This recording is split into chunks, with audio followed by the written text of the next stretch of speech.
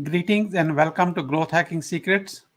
I'm your host, Muhammad Siddique from Atlanta, Georgia, and the co author of New Success Secrets available on Amazon. On this episode, we have a special guest, Grace Fraga.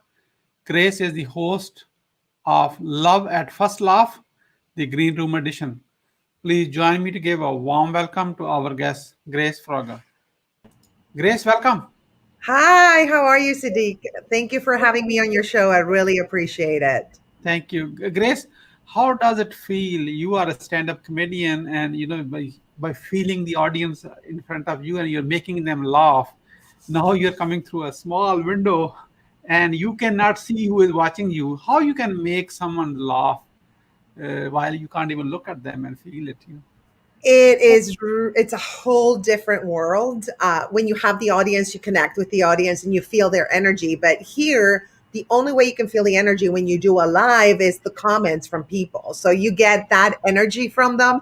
So that's why I always encourage my viewers to comment when we go live because it just helps me and my guest just be more in the zone than just and connecting with them because when you have a guest you can connect with the guest, but that doesn't mean that the audience is connecting with you. So as a stand-up comedian, you are not laughing at audience, you are making them laugh, have a good time. Is that right?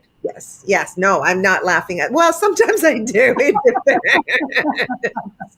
If they heckle, oh yeah, Okay. you're If gonna they get it. So, and I have been to on a cruise and cruise. They have so many shows, stand-up comedian, and sometimes I watch it online too. Are the stories they're telling they're always real, or they made up stories, or how the pattern is? That's a really good question. Well, most of us base our act on, or our routine act, whatever you want to call it, on real stuff. Like, let's say something happens in my life and it affects me emotionally. Yeah. Uh, Instead of just saying exactly the way that story happened, I will take that story and probably exaggerate it or take it to another place just so that emotion that experience made me feel is conveyed in my story. Remember, Mhm. there's a saying that says, don't let the truth get in the way of a good story. So I have that always in mind.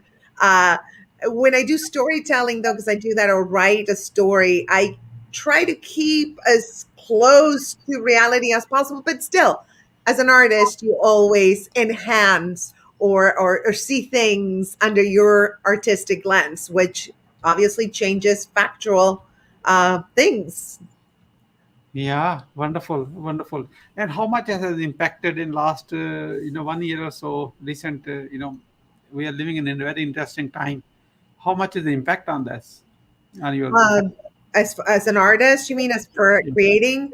Yeah. Well, personally, what I've done, since the only thing we can do is Zoom shows as a stand-up comic, which is not really the same, or outdoor Mhm. shows, which are a little bit closer to the real deal. Uh, so what I've done is I started writing a lot. I pitch shows. I optioned shows. Um, I have 3 podcasts going. Love at First Laugh, which is the one that caught your eye, and I have 2 others: Lay Down Comedy on OnlyFans, and then I have another one called I Heart My Narc, and it's about narcissistic abuse, healing from narcissistic abuse, and that one is on Patreon. So I've been very busy. Yeah. No, that's good. So I'm sure you have some clips to you want to share with us to see how you look in the real stage. Because that we can only dream of right now the way we are right now, the life is going on. Yeah. So let's share like a minute or so, like even less than a minute if possible. I'm going to bring up. Oh, you cancel this screen share. No, because I have to redo it. You want me to do it now? Like show Uh, it now? yeah, Uh, let's show it now. yeah. Yeah. I had to like reframe everything. Okay, so there it is. Can you see it? Yeah, I can see it. And here is the screen right now. And My agent set me for the role of drunk homeless Uncle Joe. And you know what the worst thing about it was is that I got the part. What's happening? actually about TV and older guy was my friends. They were so mean. They used to Yeah, call it for some reason, your, I swear. your screen is not showing, it's only showing the blank screen. Oh, really? That is so weird. Yeah, let's try it again. Now I can see it. Okay, let's start over Now again. you can see it. Okay, if I now you can see it still. Yeah, I can see. Okay. I think when I make it big, it's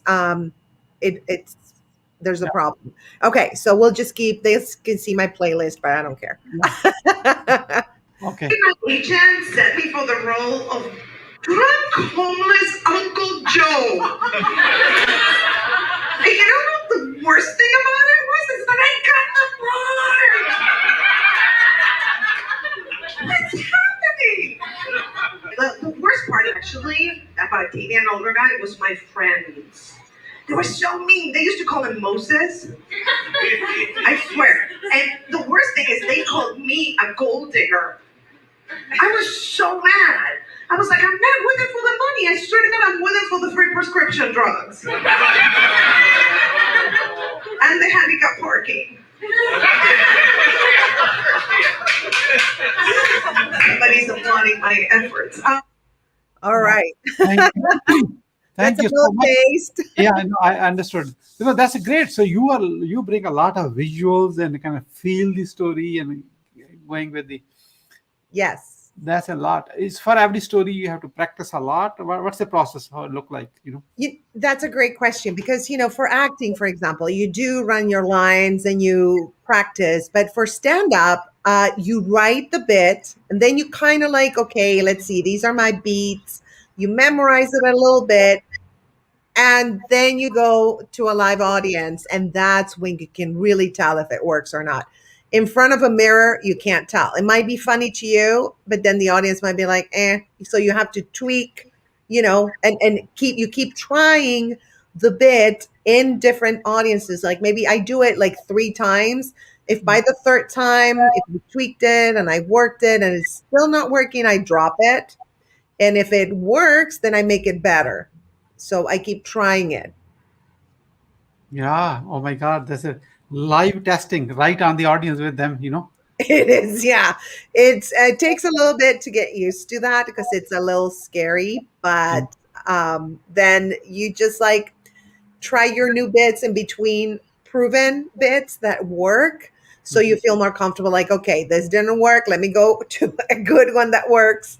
So yeah, so that's how we do it. We have our little method. Yeah, no, wonderful. So, how many the good ones you keep it active in your kind of mental library because you have to share so many of them.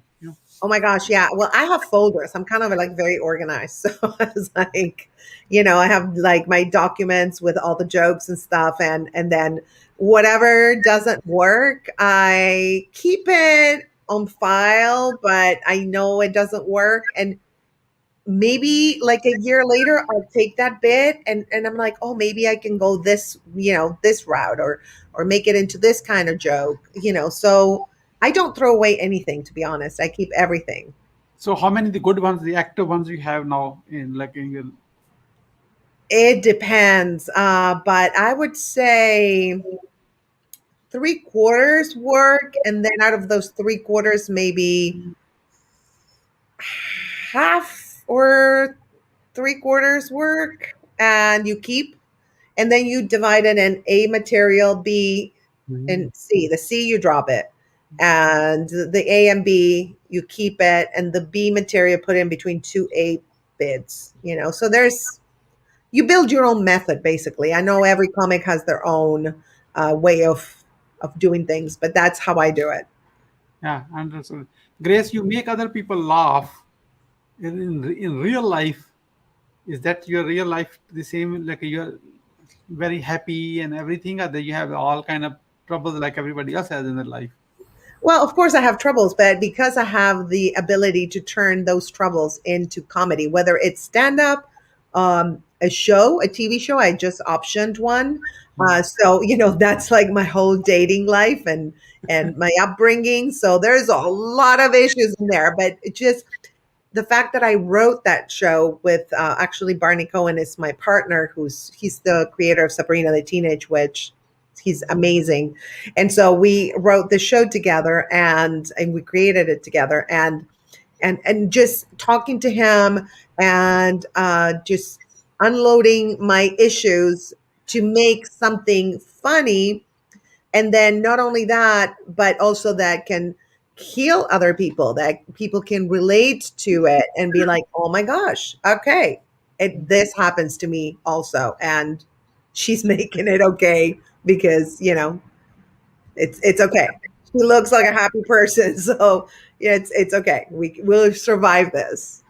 Yeah, for someone who is going through to become a stand-up comedian, I will not even try because I'm disqualified. So, what are the top three missteps to avoid when you want to get into the profession? Whew, well, if everybody's telling you you're funny, you need to do stand up, then I would suggest to take a class, definitely, or at least to buy books. I usually refer people to Judy Carter's book, The Comedy Bible, then Steve North, Killing It in Comedy. Mhm. And then another one who's a very logical, structured person, but it's good for people that like more logical stuff. Greg Dean is really good. His book is really good. I don't remember the name of the book, but it's very good. So those three people, Judy Carter, Steve North, and Greg Dean would be my three choices. Mhm. Oh, wonderful. And at which age you figure it out? Oh, I want to be stand-up comedian. So what time of your life you turned yourself? When did I? Yeah, I started not late, but normally reasonably early-ish.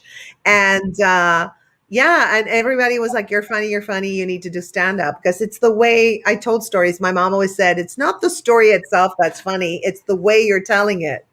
So it's the perception. That's why we're comedians, because it's how we perceive things Mhm. as an artist that is, fodder for comedy, because everything is a joke to us. Everything. Even the most dramatic situation, it's like, I know when I get over this is going to be a great show, or it's going to be a great movie script, or it's going to be a great bit. Anything. We'll turn it into something. Mhm. Yeah, very good. So, how long you want to continue this doing this? It's like what you want. Where do you see like a year, 2 years from now? Because this is a new normal. It has affected so many things. How do you see a future going on this on stand-up? this on this journey. I'm always going to do comedy, all things comedy, whether it's stand up, writing shows, creating shows, doing podcasts, anything that is positive and lifts people's spirits. I will definitely do. I call my my queendom, because I'm a queen, right? I am a queen. I call it the estate of grace, and you can see it on my website, gracefraga.com or gracecomedian.com. There you go. Thank you. So, yeah, if you go to my website, you'll see the state of grace. And it has a double meaning where it's under godly influence. So, I feel like I have a mission in life to love and help others. That's what I always felt. And so I do it through comedy. So my queendom has all these things where, I deal with narcissistic abuse and how to heal it in a podcast. I encourage and uplift other artists with my Love at First Laugh podcast. I encourage body positivity with Lay Down Comedy, because I do the podcast in lingerie.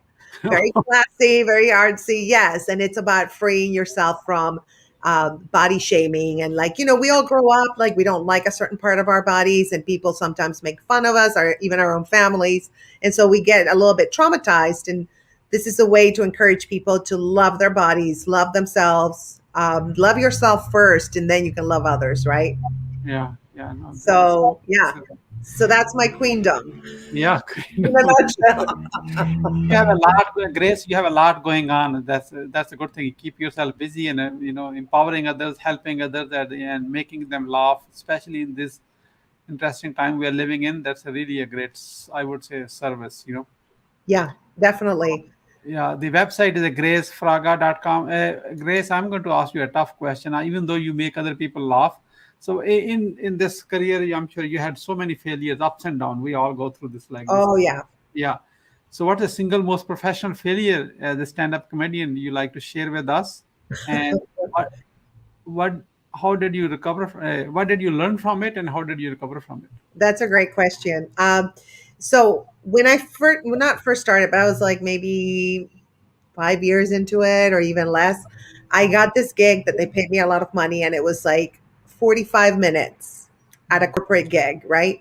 And so I go there. It was in Reno. It was snowing, and it was kind of depressing. So the whole thing was very depressing. So I learned later that it's better to for people to um, have dessert, and then if they have prizes or whatever awards, to have dessert, comedian, and then award, so people will stay. Right. Well, these I didn't know, so I didn't even tell them they had the awards, and people started leaving. I was up there. I was like, Uh, no, stay. And so I went up to my room. I was crying. I called another comedian friend of mine. I'm like, I'm gonna quit. It's so bad. I felt so terrible, but that was a good learning experience on what I need to do next time. But it was tough. It was, a lot of times you want to quit whatever you do in life. You're like, I'm done with this, and then you're like, okay, what would I do other than this? Maybe I should keep going, right? yeah, keep going. This is great.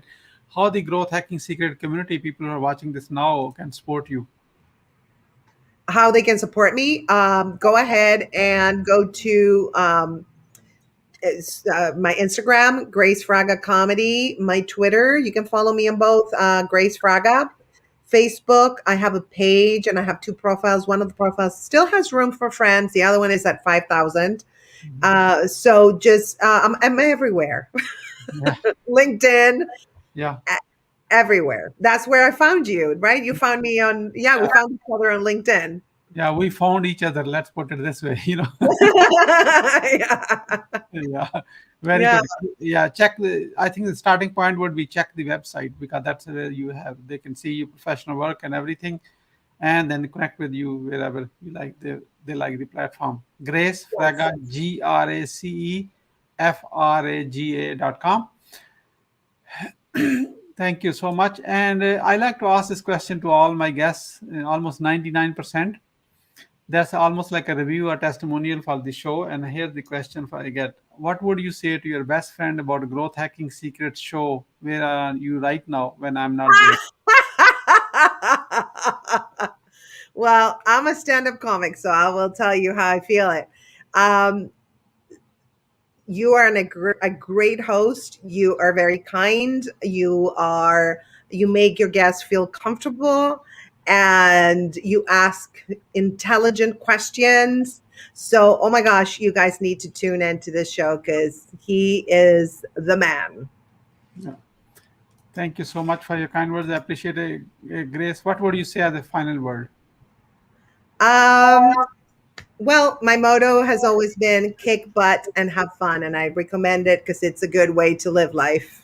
Yeah, kick butt and have fun. Yeah, that's have fun by listening and watching this, and connect with Grace Fraga on the web on her website gracefraga.com. That concludes our this episode. Thank you so much for watching, and thank you so much, Grace, for coming on the show and sharing your wisdom with us today on the behalf of Growth Hacking Secrets community and our entire team. We really appreciate you. This is Muhammad Siddique signing off from Atlanta, Georgia, with Grace Fraga. And until the next episode, all good wishes. Thank